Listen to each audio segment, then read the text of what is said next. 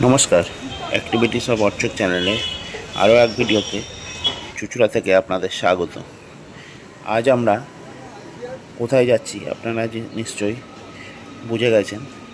হ্যাঁ, আজ আমরা চলেছি ধানবাদের পথে। 22307 হাওড়া বিকানি সুপারফাস্ট এক্সপ্রেস ধরে পরদিন আমরা ধানবাদে পৌঁছে গেলাম। এই ধানবাদের গেট নাম্বার 2 থেকে আমরা বেরিয়ে সামনেই অটো বা ট্যাক্সি স্ট্যান্ড থেকে আমরা অটো ধরে নিয়েছি। প্রথমে আমরা কিছু ব্রেকফাস্ট করে নিলাম। এই এখানকার স্থানীয় খাবার লিট্টি খেয়ে আমরা এবার ধানবাদ এক্সপ্লোর করব। আমরা একটি অটো ঠিক করে নিয়েছিলাম, ভাড়া পড়েছিল সারাদিনের জন্য 1500 টাকা। প্রথমেই আমরা চললাম ধানবাদের বিখ্যাত কোল মাইন দেখতে। এই সেই ধানবাদের বিখ্যাত কোল মাইন, যা ব্রিটিশ আমলেরও আগে থেকে এখানে সুপ্তভাবে আগ্নেয়গিরি জ্বলছে। এটি হলো শুধু ভারতবর্ষ নয়, এশিয়ার অন্যতম বৃহৎ কোল মাইন।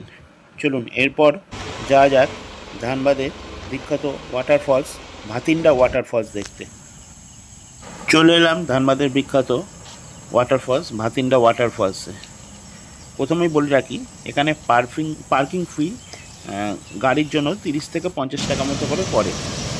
এই দূর থেকে ভাতিন্ডা ওয়াটারফলস আমরা দেখতে পাচ্ছি। সামনে কিছু কিছু জায়গা করে দেওয়া আছে যেখানে পিকনিক হয় এবং এখান থেকে বসে মানুষজন ভাতিন্ডা ওয়াটারফলসের সৌন্দর্য উপভোগ করে।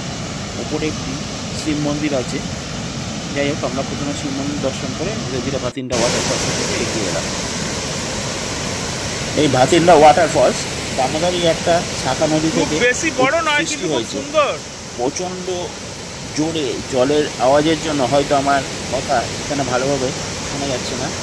সামনে থেকে ভাতিন্ডা ওয়াটারফলস দারুণ লাগছিল। জলের যে গুঁড়ো গুঁড়ো কণা গায়ে আসছে, এক আপনারা খুবই সাবধানে সামনে আসবেন। এখানে যেমন খরস্রোতা তেমন স্লিপ। যদিও এখানে অনেক মানুষ স্নান করে, কিন্তু আপনারা যদি স্নান করেন খুব সাবধানে এখানে স্নান করবেন।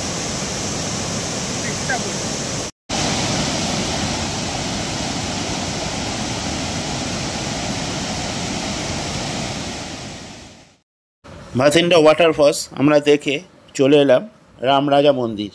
এখানে বিভিন্ন দেবদেবী রাম, সীতা, রাধাকৃষ্ণ, শিব পার্বতী, হনুমান, গণেশ, বিভিন্ন দেবদেবীর মূর্তি রয়েছে। চলুন ধীরে ধীরে এক এক করে দেবদেবী দেখে নেওয়া যায়। প্রথমেই আমরা দেখে নিচ্ছি গণেশ। এখানে গণেশের মূর্তিটি খুবই সুন্দর এবং সমগ্র মন্দিরটি সাদা শ্বেত পাথরে ঘেরা। এরপর হনুমানজির মূর্তি আমরা দেখে নিচ্ছি। যাই হোক, এরপর আমরা চলে যাব পাশেই এক জলধারায় যেখানে মানুষ স্নান করে। চলুন সেই জলধারা দেখে নেওয়া যাক।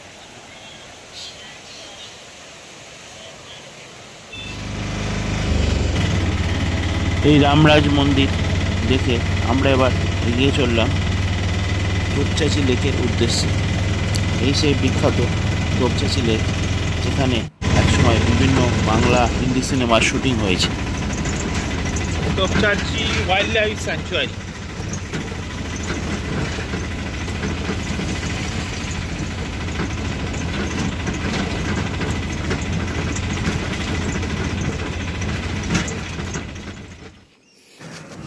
টাকা পার্কিং ফি দিয়ে আমরা এবার চলে যাব ঠিক তোপচাঁচি লেকের ধারে। চলে এলাম তোপচাঁচি লেকের পাড়ে। দূরে দেখা যাচ্ছে পরেশনাথ পাহাড়, আর এই পরেশনাথ পাহাড়েরই ছা তোপচাঁচি লেকের গায়ে, তোপচাঁচি লেকের উপর পড়ে এবং যা দেখতে অতি সুন্দর লাগে। খুব শান্ত পরিবেশ। শান্ত পরিবেশে অসাধারণ এক লেকের শোভা আমরা দেখতে পাচ্ছি। তোপচাঁচি লেক, যেখানে পুরনো দিনের বাংলায় অনেক সিনেমা শুটিং হয়েছে। দূরে দেখা যাচ্ছে পরেশনাথ পাহাড়ের রেঞ্জ। এই সেই বিখ্যাত পরেশনাথ পাহাড়, যেখানে 24 জন জৈন তীর্থঙ্করের ওনারা মুক্তি লাভ করেছিলেন, নির্মাণ লাভ করেছিলেন। এখানে মহানায়ক উত্তম কুমারের বাড়ি আছে, সেটাও আমরা দেখে নেব।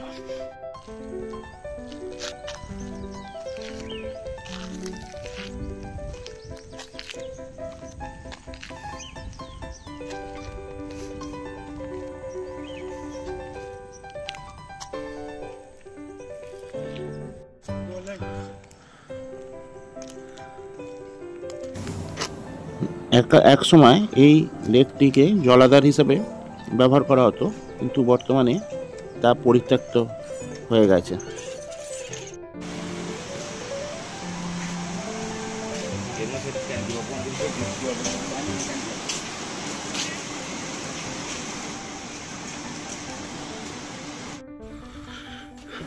এরপর আমরা চলে এলাম মহানায়ক উত্তম কুমারের বাড়ি দেখতে। বর্তমানে যদিও এই বাড়িটির মালিক হস্তান্তরিত হয়ে গেছে, কিন্তু মহানায়ক উত্তম কুমারের এই অঞ্চলে এই বাড়িটি দেখে খুবই ভালো লাগলো।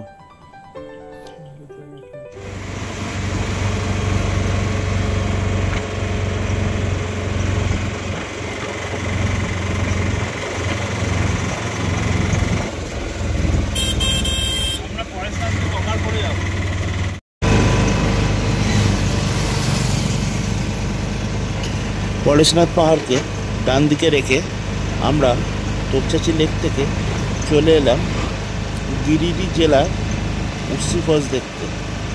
চলুন দেখে নেওয়া যাক সেই বিখ্যাত সহজপাঠে পড়া উশ্রী ফলস।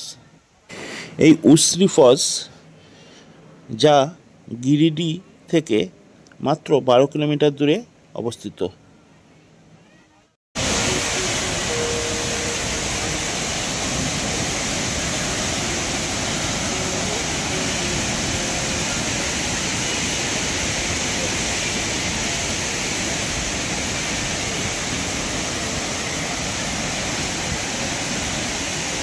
উশ্রী ফলস, যা বরাকর নদীর এক শাখা নদী উশ্রী নদী থেকে সৃষ্ট। এবার এই উশ্রী ফলস দেখে আমাদের ঘরে ফেরার পালা।